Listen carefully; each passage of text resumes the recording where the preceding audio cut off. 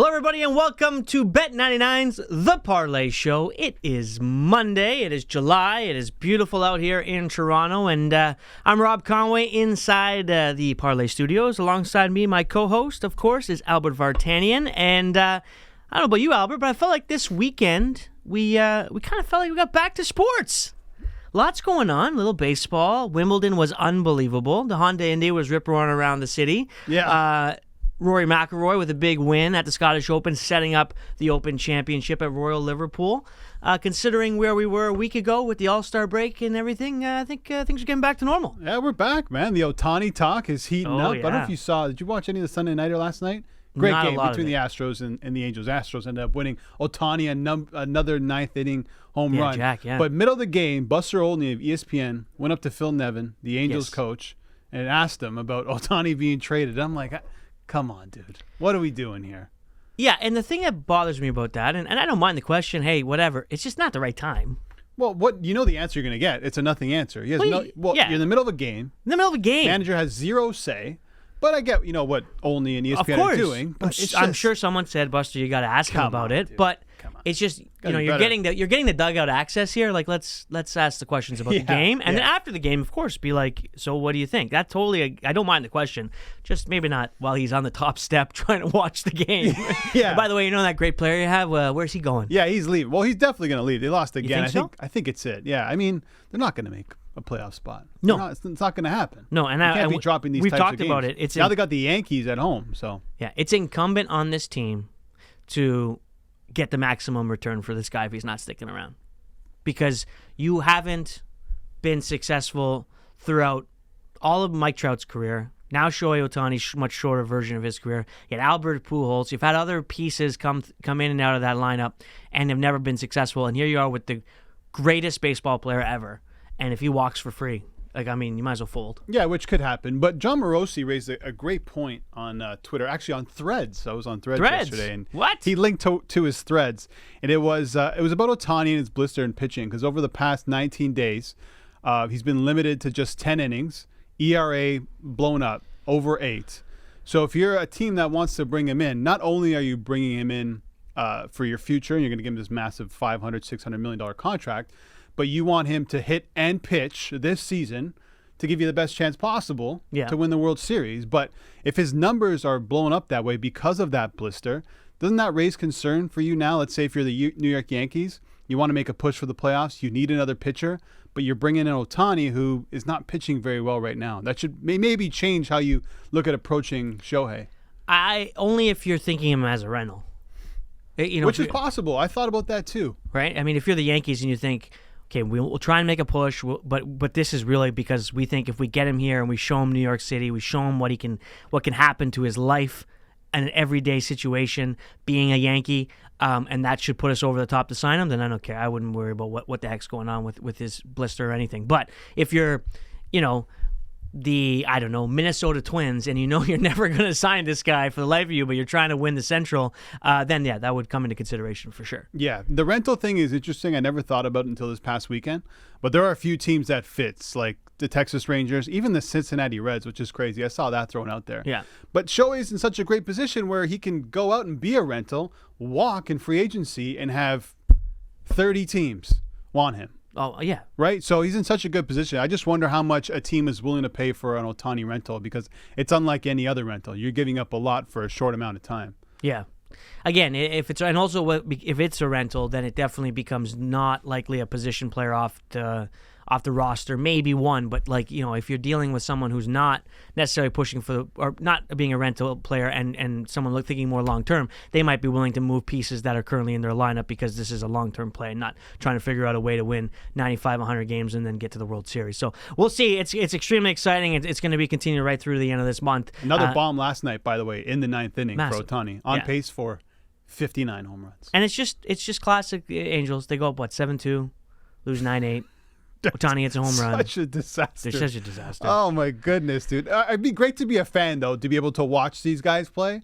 Just Ohtani and Mike Trout, not watch the team in general, but you're able to see two of the best players in the world on your team. Yeah, I think they're coming by Toronto later this summer, and I'm sure that'll be one of the hottest tickets going. Got to go see it, man. Yeah. You got to. Got it while you can. That's for sure. Did you watch any of the Scottish Open? Oh, hell yeah. Well, it was hard to, and I tweeted about this yesterday. I saw about your tweet, yeah. I got some heat on Twitter yesterday. Well, you went semi-viral there. I was like, what's going on here? All I said was Rory McIlroy has a birdie putt to win the Scottish Open, and it's not on TV. I probably should have said in Canada. It was nowhere to be found. Yeah, you're not getting lit up by the guys watching on the BBC Sport or whatever, or Sky Sports or whatever. But I was getting some of that too, and I'm like, here we go. Anyway, it's frustrating because I woke up that Sunday morning a little bit earlier. I'm like, going to throw on TSN and watch some Scottish Open. I'm like, it's not on here. Are you kidding me? Yeah. So anyway, I found some Fugazi link and made it work, and it was great.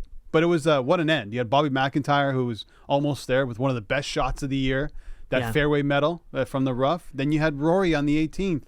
What was it? 2 iron? Yeah. Two iron from 205 to 5 feet or whatever. 8 feet. Oh my God. One of the best shots. Win. Yeah. And now he's coming in hot for the Open. Yeah. Apparently winning the Scottish Open is like winning the par 3 contest at Augusta. Apparently doesn't turn into victories. Apparently. The disrespect. I know, but I'm from Rory. I'm taking it every time I can. The only thing is I feel bad being of Scottish heritage and Bobby Mack not being able to get it done in his home tournament. Outside of that, I'm a Rory guy. Well, there was a lot. There was a lot on the line for him, right? I think his tour card, a place on the Ryder Cup, which would have been may have been a lock because of being Scottish and winning the Scottish Open. So there was a lot on line for him. But Rory, I read, went up to Bobby after and gave him a hug. He did. He did go up and hug. I mean, obviously, just like us for Nick Taylor in Canada, it's the same idea over there with the Scottish Open, trying to get a guy like Robert McIntyre through and lifting up their home trophy would have been nice. But we'll talk more about the Open Championship as Rory's the favorite now a little bit later on during the week. But for now, we're going to bring Sara Poraria in as she's going to break down what we saw at Wimbledon in a hell of a final.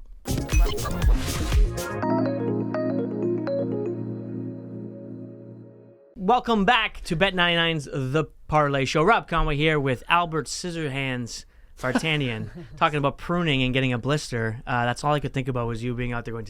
Oh yeah, dude! This tool I have, it's like 7 feet tall and it's got a little snip at the top, and you pull the string and you cut the branches. So that's what I was doing yesterday. Oh, you had one of those bad boys? Oh yeah, I had to. The branches were going over the house and they had apples on it and they were filling up the gutter. Anyway, love the great garden, story. The garden lifestyle. Yeah, no, I do love the old Portuguese man. It's fun, and someone's got to do it. Yeah. You spent time with me and Christine. Me and my wife were outside hanging out. Yeah. It was nice. Sara Poraria, how are you? Yes, feeling great. And then late night. I just want to say, like, have you ever you don't know the line? Do you know a guy? Because that's the line I have. Is do you know a guy when I need something? Yeah, but why are you going to pay a guy when you can just do it yourself? Because I can't do what you're talking about. Dude, with this economy, you got to learn how to do stuff yourself, man. And then you go inside and watch Messi get unveiled by Inter Miami, and me and Sarah were texting each other, crying. Crying. Devastating? Yeah. Devastating. What kind of, actually? Yeah. Well, we'll get into that. We'll get into Wimbledon in a second, but we'll talk about this off the top. So, as a young viewer of soccer, I was a big fan of David Beckham, and him coming over to MLS well after, he was the highest that he ever was, but at the time was the best probably football player in MLS. For him to now do this and bring over Messi, who's an even bigger star and world star than David Beckham was, does it have the same cachet that it did when Beckham was the first guy to come over? Yeah, I mean, because Messi is bigger than Beckham. Yeah, right? Messi's also still in his prime, which is bizarre to say at the age of 36, because he's just coming off winning a World Cup, and he still played really great for Paris the last 2 years. Not top goal scorer, but almost up there, most assists, crucial for the PSG team. So I think it is because he's still performing at such a high level. I don't know. It's weird for me to talk about because I still don't feel like it's real. I know everything that happened last night happened, but he can still play in Europe so easily. Yeah. I mean, so it's still so strange that this whole thing is even happening. And I think once we see him, I guess it'll be Friday in the League's Cup against Cruz Azul. Yeah. He'll be wearing his pink number 10, Boosie in the back with the number 5 as well. Incredible. But it's super surreal. Yeah, at first I kind of dismissed it when it was first announced. I'm like, whatever, he's coming out. No one's gonna really care. But then watching that yesterday, it means a lot, and it became real. And now the fact that they added Sergio Busquets from Barcelona in that midfield, who we were just talking off air, I think ends up becoming the best midfielder in MLS. He hasn't even played a game yet. Yeah. Now you get Messi there. This is huge, and it's in Miami. It's the right place to be. I'm actually excited. I was kind of, like I said, I dismissed it early on, but I want to see these guys play, and I think they're going to do a lot of good for I'll absolutely MLS, watch man. every Miami Yeah, game. But I was watching every Paris game. Like, that's the thing. Yeah. I was. Are you buying an Inter Miami Messi shirt? If I can find one. Yeah. Oh, they sold thought out. about it last night. I'm like, I might have to buy one. Yeah, the pink's cool. I think it's a nice jersey. He's gonna rip it. This is not a guy who's gonna go there and he's just gonna be some okey doke veteran. Yeah. Like Jordan Shaqiri that plays for Chicago. Yeah. And he's still like just off the back of his prime, I would say, and he's tearing up the league. But he's nowhere near the quality of Messi. Yeah. And you bring in Boosie too. Like with Messi, they already have such a strong connection, friendship. Like they're very close. Great footballers playing one off each other. Sorry. So I mean, like that is like that's the cherry on top for me too, because he actually has somebody that he knows is on his level. Because that's the thing we see with so many of these big guys. They come to MLS. They got to do everything, and they got to dumb down. To be quite honest, they got to play a different kind of football. Messi having him, it allows him to make those runs and those like little chips over the he can conserve his energy. There's a lot of good storylines with Inter Miami too, because they're last place in the East. They're going to need to win probably 8 or 9 of the last 12 games to make the playoffs, which would be like that play-in wild card game to get into the playoffs. But they're also in the U.S. Open Cup in the semifinals against FC Cincinnati, so they can win a trophy there. You win that, you get a CONCACAF Champions League spot, and they're in the League's Cup. If they somehow miraculously win that, they're also guaranteed a Champions League spot. So I think they might dismiss the league and go after a couple cups, which would be big for them. I don't think they'll beat Cincinnati. They're at the top of the East. Cincinnati's great. They can win like the domestic treble. Yeah. Leagues Cup, like tournament style football, anything can happen. But you bring in Mexican teams, different story. Messi, they're gonna go at Messi. They are. Oh my God! This is like I'm not happy that that's the first game. Is it in Miami? Or is it in... Oh, good question. I don't know. Yes. I feel like it is because the tickets were going wild, so I feel like it's probably a home Tickets game. are going to go wild wherever he goes. goes. That's true. That's a good point. It's a good point. It's going to be interesting to see how it all goes down. I mean, you got to think that the odds are going to take a big, swift change for Miami. Certainly next season. They did immediately before it was even announced they moved, and it was like, how so can it will they pull be. it off? Sorry, it will be Fort Lauderdale, Dry Pink Stadium. Okay. So Are we going? Yeah. Lauderdale? Yeah. A little warm there. It's a little warm. Oh, it'd be so much fun. Out of town. Yeah. Well, we'll see. Maybe we'll go. Okay. We're not going. All right. So I have to say, on the weekend, watching Carlitos and Novak play in that second set was probably the highest level of tennis I've seen certainly at Wimbledon since Djokovic and Federer went 12-12 in the fifth set, sort of thing. It was fantastic how well they were playing. 6-1 after the first. I wasn't even paying attention. I looked down and go, 6-1. Oh, come on, he's just going to get run off the court. And what Carlos was able to do to come back there and play at such a high level, when he lost the fourth set, it looked scary again, and he just kept coming back. I haven't seen someone hit as hard as he does. Maybe Nadal, but certainly Federer, danced around the court a little bit differently. Djokovic, not as much of a power player, but he hits the ball so hard and so accurately, and he never stopped over 5 sets, and I was extremely impressed. It's the kind of final you want to watch, especially as a tennis fan, but also for like the average fan, because it's so exciting and it's just such like good quality tennis. Like you said, Carlitos with his return, some of these shots, because we look at Djokovic serves are incredible. 36, and this guy is absolutely killing it still. And there's no doubt in my mind that he will probably still win the U.S. Open. Like, he is so good. But after the match, he was saying, I think I've never played someone like Alcaraz, because he's kind of a combo of me, Roger, and Rafa. He has the best of all of us.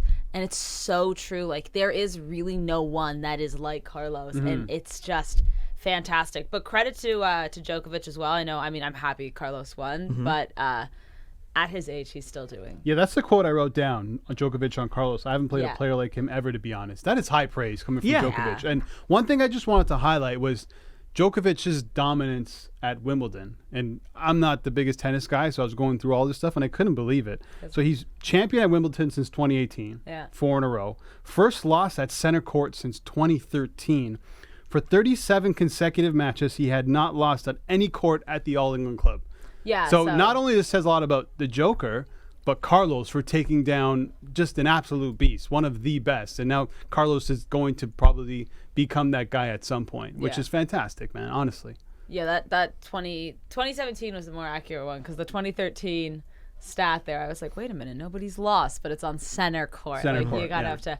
But yeah, also what's crazy is that Carlitos is the first guy who's won Wimbledon in the last, 20 years. And it's only been Roger, Rafa, Djokovic, and Andy Murray. Like, that's also insane because it really is showing you the generational shift that we're going through in tennis. It's crazy. Yeah. The drop shot.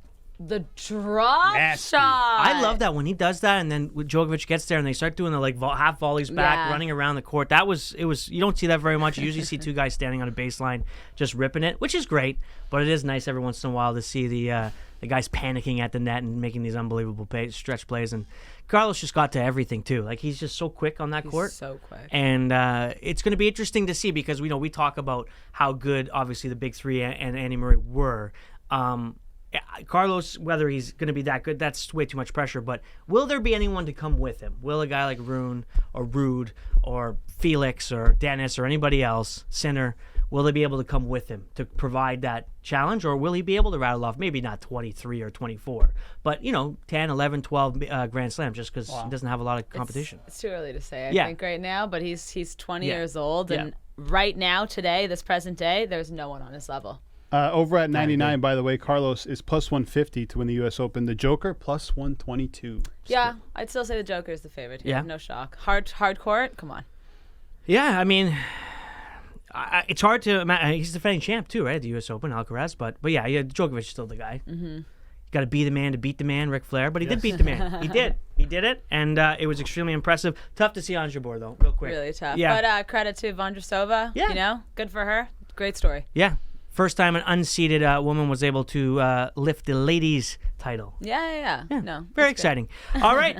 Well, Sarah, thank you very much. I think you'll be back to talk about the sports book at the end of the show. Okay. All right. Thank you very much. Coming up next, Shawn McCormick to talk a little baseball.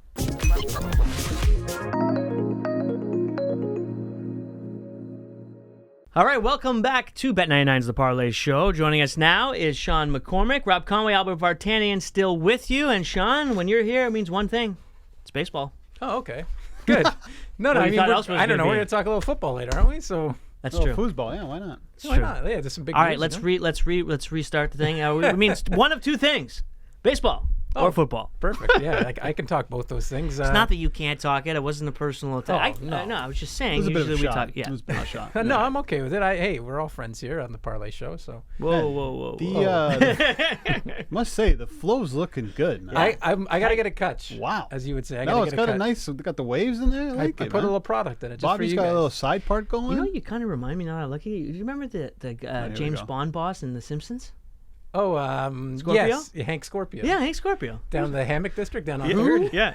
Who are you guys talking Yeah, about? you got this. One of the best episodes of all time. Yeah, by the way, the yeah. Simpsons episode. Just the side profile, a little bit of This Hank. guy? Yeah, Hank Scorpio. If you don't know who that is, show it to the camera. Yeah, I can't be it's doing on the that. laptop. If you don't know who that is, if you're a little younger and you don't know about The Simpsons, Google that. Those are great seasons. Yeah. Simpsons still going, but the older seasons with Conan O'Brien and the others were quite good. All right, let's get into the baseball. And the Jays obviously had a fantastic return from the All-Star break, sweeping a very good used-to-be first-place team in the Arizona Diamondbacks. We're up against Zach Gallen at one point, who's a Cy Young, maybe not favorite, but close to favorite in the NL. Putting up some good numbers, and outside of a blip on the radar for one Mitch White, the bullpen was good as well. Bad news, Kevin Gausman had to miss a start. So let's first talk about what we saw on the field. And these bats seem to be getting going. First player ever to win the home run derby and hit a home run, Vladdy Guerrero.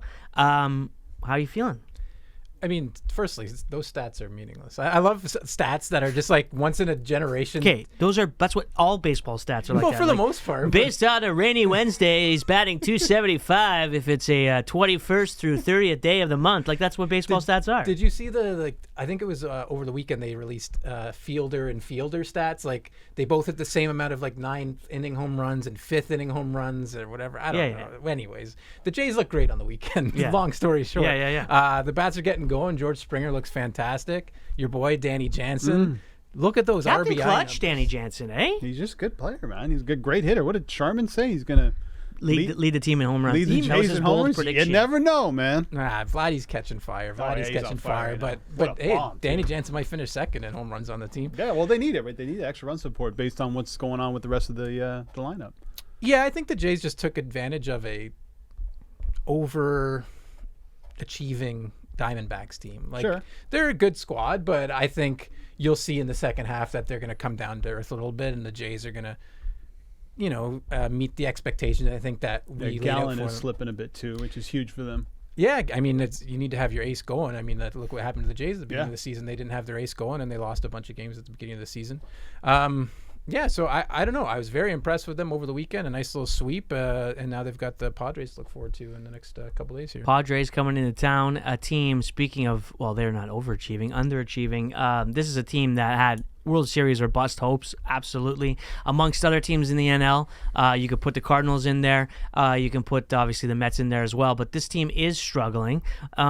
But before we get into that series, or maybe a part and parcel with that series, Romano obviously at the All-Star game pulled himself after giving up what could have almost was a home run to Lourdes Gurriel Jr., but should be avoiding a major setback. Kevin Gausman missed. If that happens, Shawn and Albert, is it a long-term issue for the Jays to then decide to go out and get another starter or maybe some more arms? Because right now the idea is trade deadline, get all your assets going towards a bat. Does that change it for you? For me, it doesn't. I think they've got help on the way in Ryu coming back maybe as early as this week if indeed Gausman's going to miss some time. I don't expect Gausman to go on the IL. I don't expect Romano to go on the IL. I expect Romano to be available for the series against the Padres. Mm-hmm. So the priority for me would still be a bat. I mean, if they can get some pitching for cheap, then that'd be great too. I mean, I think wherever you can add and help this team get over the hump and get into the playoffs and make a deep run, I think you do it. But I'm not worried about Gausman long term. It's just a bit of an injury with his side, and I think he'll be okay. And then, like I said, Ryu did well pitching yesterday, I believe, in AAA. 5 innings and about 65 pitches or so. The Bisons. They want the team. The team wants him to get up to 85 in his next start. Whether that's for the Bisons again, which I think would probably be the right move, or whether it's with the big club. I mean, he's looked good in his spring training, or just spring training. It's his spring training. It's his spring training, and his recovery from injury. So, I mean, I'd be fine with him coming back up, but I also don't want to rush him back, similar to what they did with Manoah, and we'll see how Manoah does. Yeah, and he'll be limited too, and obviously his pitch count, he'll be capped. And the thing with Gausman, his MRIs came back and the scans were negative, so it should be okay. It'll be interesting to see though once Ryu comes back into the rotation, because now you got 6 starters, right? And what do you do? Who's the odd man out? Maybe Kikuchi? I don't even know if you go odd man out. Yeah, I think exactly. maybe go 6-man rotation. I think July 28th, I think they begin a stretch of 17 straight days of baseball. So I can see them going 6-man there. Yes, 3 times through the and listen, if you want to go 6-man, you want to give a bit of extra protection to some of your other guys, probably most notably Manoah. And you Gausman go with too, 6. I mean, injury, right? the Astros, they did this before with Verlander to protect him, and it was the best thing they could have possibly done. So maybe the Jays go that way. And if Ryu comes in and he can pitch well enough, maybe you're not looking for a pitcher at the deadline, because it's not going to be cheap. Yeah. Who's available? Giolito, Lance Lynn, and now Stroman, who's being linked to the Toronto Blue Jays. These guys are going to cost a lot. They're going to cheap. Stroman's going to be. And then Stroman also wants expensive. a contract, right? Because he's not opting into his player option. So I think the Jays will look at Ryu as a trade deadline acquisition, hopefully, and they can use that going forward. And I think that's a good point, and I think that's how you have to look at it. The problem is, I think, with the Jays is they have no quad A pitchers. No. Like Mitch White is their next guy up. It's not happening. I would use for him. Bowden Francis over him. I mean, sure, but are you wanting to start him in September? No. Oh no, absolutely not. Right. So then you're going to have to try and find a guy off the heap somewhere, which is fine, and that works out sometimes. But they need a few starts to figure out if that's your guy. And once you start, it depends on on how hot this team gets. If this team is hot through the rest of July and is easily into a wild card spot, maybe even threatening to get back into the division, I think you don't have to worry about it. But if you are going to need wins all the way down through August and into September, you don't want to be trying to find a 6th starter if you need one. No, you're because right. of injury or whatever, Manoah's not performing or whatever it might be. Yeah, you're right. And again, we've talked about how fragile this team could be if they do lose 1 or 2 of their starting pitchers. I mean, there's just no depth, like you're saying. Yeah. For me, I try to use Mitch White as least as possible. The bullpen over the weekend, 11 innings pitched, 4 earned runs given up. 3 of those were by Mitch White. Yeah. So I don't really count those 3 runs. He came in with a 5-run lead, and the time before that he comes in with a lead. He's just that guy. If you're up by 5 or 6 runs, you put him in there and pray, hoping that he gets you the outs that you need to win the game.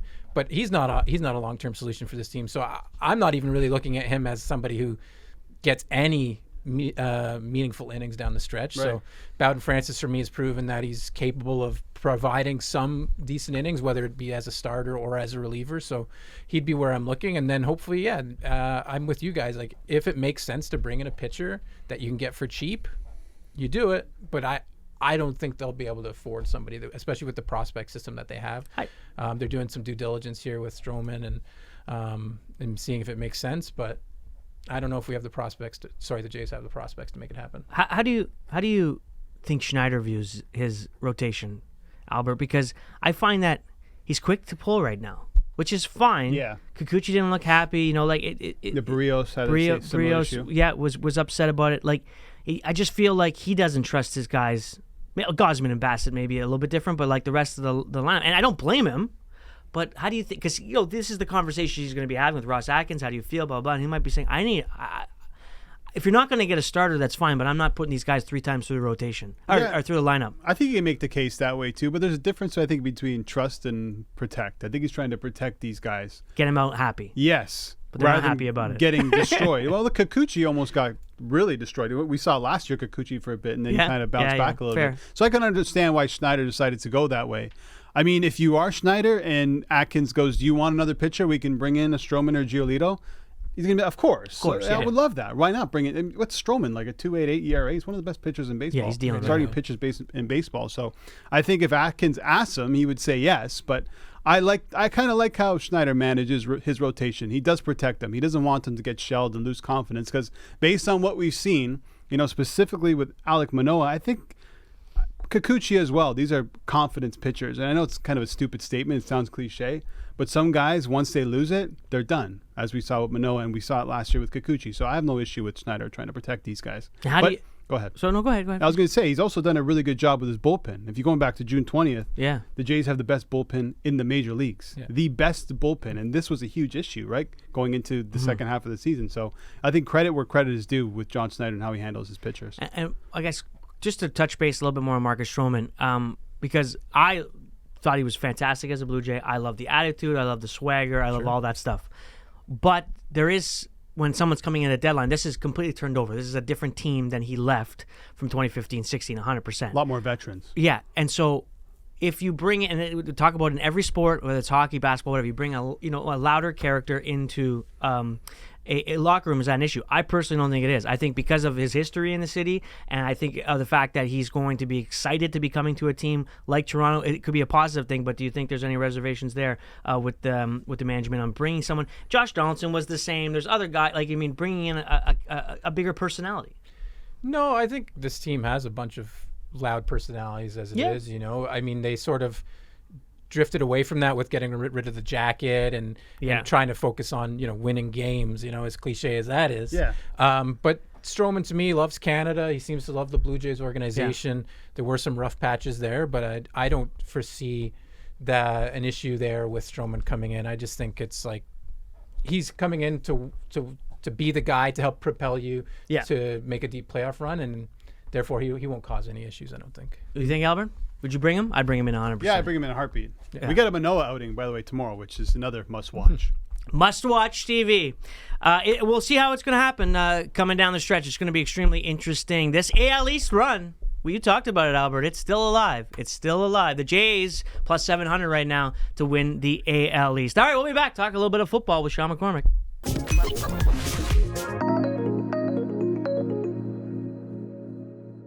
All right, welcome back to the Bet99's The Parleh Show. Rob Conway, Albert Vartanian, Shawn McCormick joining us for a second segment. And before we get into some NFL talk, we got a couple things left to discuss from baseball. I brought it up late there in the last segment. The Jays plus 700 to win the AL East, plus 330 for the Baltimore Orioles, minus 271 for the Rays. Now, the Rays have been struggling as of late. The Jays are hot. The Orioles are even hotter.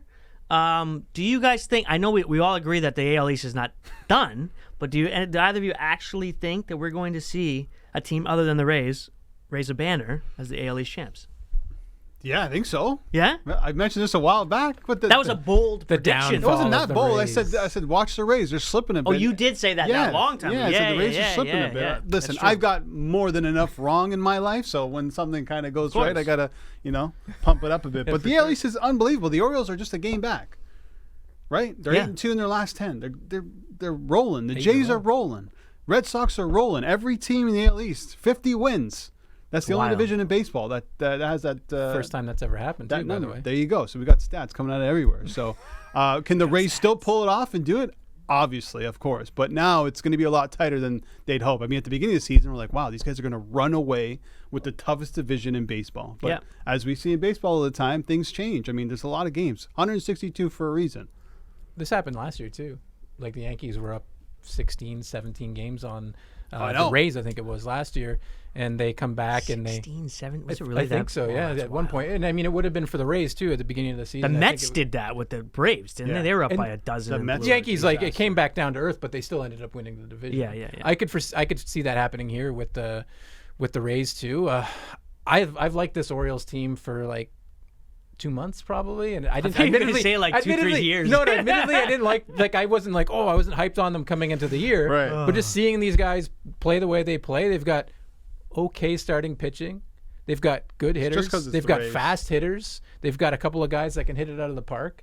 And Rutschman, and now they've got their young prospect pitching tonight in Grayson Rodriguez, who hasn't fared well in the majors, but he went back down to the minors. Top 10 in all baseball prospect. Yeah, he went back down to the minors and pitched really well, and so they're bringing him back up. Gunnar Henderson's coming around. I got him in a fantasy keeper league. There you go. Yeah. There you go. So I like this Orioles team. I think Bautista, man, give my closer a shout. Yeah, you love Felix. I think Hicks too. Even he's playing well. Yeah, Aaron. From the Yankees. He started out with the team pretty well. And this is the thing with the Orioles, too. They have a ton of prospects that they can still either bring up or trade away. We were talking about, like, people that could be coming to the Jays. I really do think that Marcus Stroman ends up as an Oriole and not as a Blue Jay. That's a huge move for the Orioles because I think they can even end up slipping near the end too, right? Which may leave an opening for Toronto or even the Boston Red Sox, who are rolling right now. I mean, this is why I think this is the most fascinating trade deadline in some time because so many teams are kind of just on the bubble right now, and so many teams that have huge stars stink. The Padres, the Mets, and the Cardinals, 3 teams that were guaranteed a playoff spot, have massive names. And Yankees, too, have massive names on their roster. And they're all possibly going to be dumping. And Ohtani. Yeah, it's that possible. Trumps everything. I'm going to stop laughing at this eventually. It's definitely a possibility. That trumps everything. You think Ohtani's not going anywhere? I just think a trade of that magnitude is so huge. No. And there'd have to be such a big return. But it's really tough to get done. No, I agree with both of you from like an optics standpoint. You, like you said, I think it was last week, you can't be this owner that allows this to happen. Okay. To let this guy walk away for nothing. Yeah. But at the same point in time, like, what team that is a major market at least would be willing to ship off all those prospects and all those players to get this one guy who's 29 years of age, I think, which, again, phenomenal player, once-in-a-generation type player. He's older. He's a bit older. He's already had Tommy John, which, again, is not the same as it once was, but, I mean, it's still a serious injury. Why I got not? a trade for you right now. Came to me. But if you're not sorry, just let me finish my point. If you're a major market, though, wouldn't you just try to wait? No. So and then get him in the offseason, try to lure him off? 100%. But if you're the Baltimore Orioles, you call them up and say Jackson Holiday and Grayson Rodriguez for Shohei Ohtani right now. I would do that in a heartbeat. It's not enough. That has to be enough. First of all, there is not enough if no one else. You have to trade him. It's not enough and you're getting the number one prospect in baseball and the number one pitching prospect in baseball, both from Baltimore right now. And they know they're not keeping him because he's not staying in Baltimore. So he's a full-blown rental. That's a deal I would do in a heartbeat. But they're not the only. There's no way you're not taking that deal. They're not the only team in the race. You know how many of those packages they're going to have from around the MLB? Then you have to take one of them. So then I don't understand how you can say he's not going to go somewhere. Yeah. So I don't think he walks because if I'm a team who wants Ohtani, I don't want to. I want him. I don't want to give him that power in free agency where he gets to pick. Yeah. I have an opportunity to put together a package that blows away the rest of the MLB to go and get this guy right now while the team still has control of where he lands. And it's got to be. I think that's why it happens at the deadline. It's got to be a sign and trade too. I think you can't just. I don't think that's going to happen. Yeah, you're not going to give up your 2 best prospects. I think to get Ohtani, it's such an interesting conversation. That's why we've had it a few times. I don't see it happening. I don't think there's enough of a package that you can put together that you're only going to allow Ohtani to be a rental. He's that player that can definitely put you over the top. But I just don't see it I think happening. the package for Ohtani rental and the package for Ohtani plus to sign him are the exact same. Really? I think so. I absolutely believe that. Why wouldn't it be? I mean, it'd have to be very similar because as the Angels, you can only get so much. Mm-hmm. Like, you know what I mean? Whether like if you're the Angels, it doesn't matter to them whether he signs where he's going. Right. So yeah, I agree with you that it wouldn't be too much different, but I still think that's not enough, and I don't know if the Orioles want to part with. I don't know. I don't think The so. Orioles, Maybe the Orioles that's a perfect trade for the Orioles, except for they've done a really, really good job of drafting and being patient, and that would be an absolute 180 from what they've been doing as an organization, which is waiting for Adley Rutschman and Gunnar Henderson and Grayson Rodriguez and all these guys to come up. But the opportunity to get Ohtani, you're not keeping him though. He's not staying in Baltimore. Plus, Rodriguez, I mean, his stock was a bit higher at the beginning of the year. He's still at the beginning of the year was the top pitching prospect in baseball. Yeah, and they have the top prospect in baseball in Jackson Holiday. I don't think we're still comprehending. He's coming up and he's got I don't think we're still 7.5 comprehending ERA. what Ohtani is. I guess my point was Hold on. He's on pace for 59 home runs. There's a chance he could hit 60. Let's just say that. Sure. And he's a starting pitcher. He's a top 2 or 3 guy like a in 3.5 every ERA or single something, yeah. rotation in the MLB. But People need to wrap their heads around what Ohtani is. But you have to be realistic nothing for what close. someone's going to give up for that in order to be competitive the rest of the year. Do you know how in the NBA, But if one team when you is want like, to we're- you want if to we're- trade for LeBron James and then you give up all of your players and then he plays with a bunch of guys on a minimum It depends how contract, bad right? that team wants to win. If they believe, okay, this is our only opportunity right now to win a World Series, maybe you got to make that sacrifice. But there won't be, if it's coming off the roster, they won't win the World Series. That's the problem, right? Like if you're Seattle and you trade George Kirby, Julio Rodriguez, and Munoz, which is like their 3 best in every spot. Right. No, I know what you're saying. They're not going to make the playoffs. But I would think that move, that Ohtani move, is not the only move you're making at a deadline because you have to give up some pieces, Yeah. right? And you also have to be a team that's not that far off, Oh, yeah. right? Like who's going to compete with the Braves at the moment? Nobody. The Dodgers are turning things the around. Rangers, the Rangers, Rays. yeah. I mean, those 3 teams have like over 100 run differential. I know. I see it as the Braves. I agree with the Braves, but I mean, the Astros are getting healthy.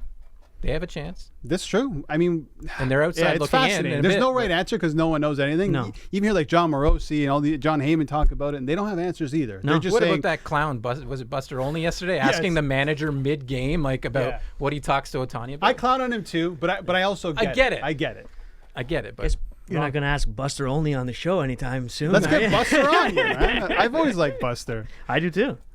Shawn McCormick? So anyway, the Jays should really give up everything for Shohei Ohtani. I'll sit that block That's out. why I'll he's sit that block Scorpio. out. That's Yeah. why he's Hank Scorpio. All right, we're flying here on Ohtani, and we're Ellie's in my ear, producer, saying, "Can we talk about football?" We will. We'll quickly talk about football. DeAndre Hopkins gets signed by the Titans. Obviously with Derrick Henry. I'm surprised he went there. If I'm, an older veteran wide receiver and I could get a ball thrown to me by Patrick Mahomes or Josh Allen or Ryan Tannehill, I know where I'm going, but maybe those offers aren't there. Hey, you got to get offered a contract before you could take one. This team, though, they're in a division they can win. They're certainly a playoff team because of that division that they play in. So what are your thoughts on that right out of the gate? Yeah, I mean, as you see here, he always loves the haters. He likes to be doubted and tighten up. I mean, he's played on some bad teams. The Texans for a lot of years, and the Cardinals the last couple of years, and he hasn't. He's dealt with a couple of injuries, but to me, he's still a premier wide receiver in this league. Somebody that's I capable, agree. I love DeAndre. Somebody that's capable of 1,000-yard season anytime he's healthy. Will he stay healthy this year? I think so. I think that Vrabel will rest him enough during the week and keep his knees fresh for the season. And this is just a team that is so confusing to me. It's a team that I thought was in a rebuild, a team that I thought was going to be near the bottom of the standings at the end of the year, and then they go out and make this deal. And yeah, I agree with what you're saying. I mean, this division isn't very good. Mm-hmm. They could win it. They could make the playoffs, sneak in as one of the wild card teams.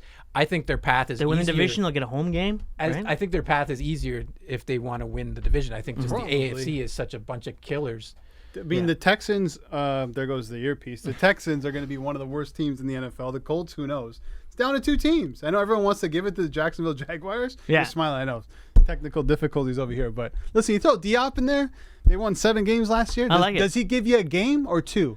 You get 2 more wins with Diop? Yeah. So for me, like it's they were the most injured team last year in all the NFL by like over like 336 man games lost to injury or something like that. And that was 36 or so more than the next team. Yeah. So like this team with that coach that's a motivator, the coach that's a good schemer, I think their win total at 7.5. I think they go over that. I'm not willing to put my money on them to win the division or to make, win the FC or the Super Bowl. I think they're a team that could be a playoff team, and that's, to me, that's about as far Plus as they go. 320 to win the division.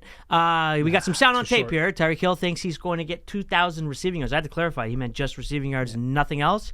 Let's hear what he has to say and why he thinks it's going to happen. You breaking 2,000 yards next year?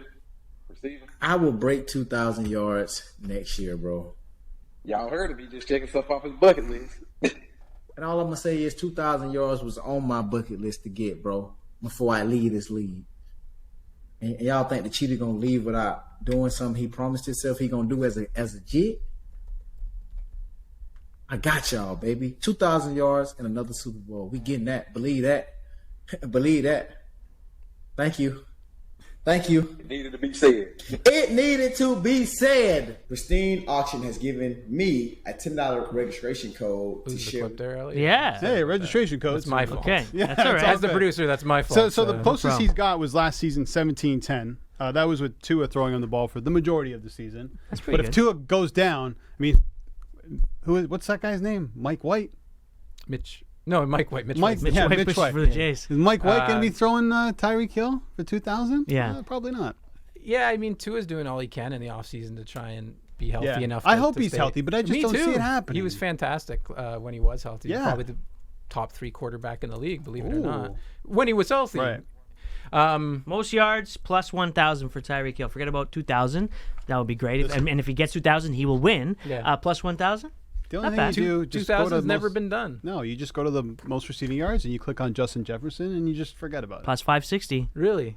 Yeah, man. I Justin don't know. Jefferson's Kirk great. Cousins, that's the only person he sees on the field. He That's doesn't the see only anything person else. left in He just Minnesota. Jefferson. I don't know. Yeah, I mean, Yeah. I like a few players in the 10 to 1, 11 to 1 range. Oh, Shiny Yeah. boy. A.J. Brown, Cooper Kupp. Yeah, Cooper Kupp is always in So- the mix. But I don't know. Tyreek Hill could do it. If I Tua's mean, healthy, listen, he he's a could do it. fantastic receiver. Tons of opportunities for yards after the catch and all that. the yards stuff after as the well. catch, right? Yeah. 100%. Plus 2,300 for the Dolphins, like you guys say, to win the Super Bowl. If Tua stays healthy, which we're hoping he will, for his sake and for his health, to be honest, with the type of injuries he's had, it would be great to see. But plus 2,300 for them. Okay, coming up after this, Sara Poraria joins us again to find out what's happened tonight at the book.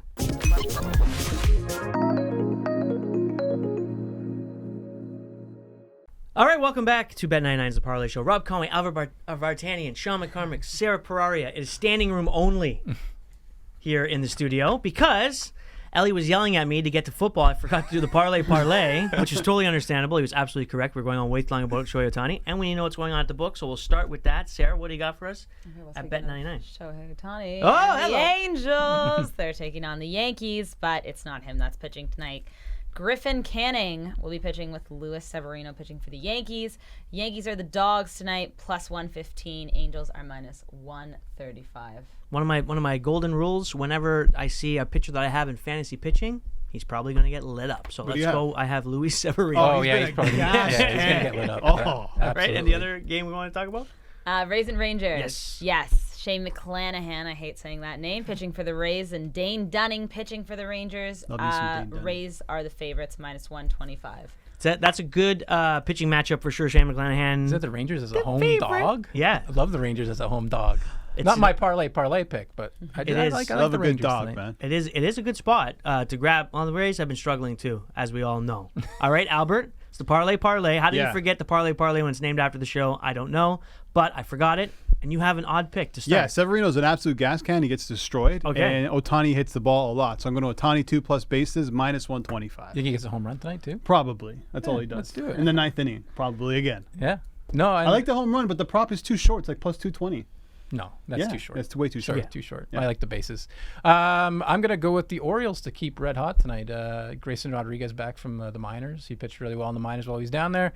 He's got a 70 ERA while he's with the major league club, but let's get the Orioles to keep it rolling against the Dodgers tonight. All right, I think the Cardinals are done. They're not interested. They'll be moving pieces. So Luzardo at -110 and the Marlins on the road against the Cardinals. That's what I've got, Sarah. You were at the Honda Indy. That was fun. How was it? I put on my Instagram story that I was at the Hungarian Grand Prix, and several people thought I was, and I was like, that's not until this weekend, guys. Come on. I thought briefly when I first saw it, I'm like, wait, I had messages being like, I hope you enjoyed your time, and I was like, Couldn't fool me because I was at the Honda Indy in the exact same spot you were at Hotel X because it's a beautiful spot to watch the race. yeah, it was great. It was fun. It Take just it easy, zoom, high rollers over here.